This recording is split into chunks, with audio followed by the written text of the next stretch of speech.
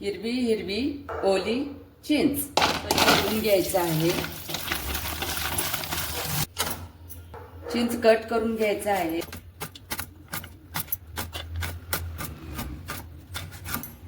चिंच चिरून घेतलेलं आहे.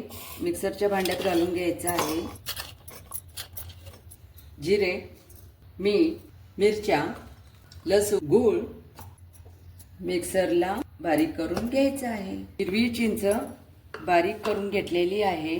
बाउलमध्ये काढून घेते. तेल,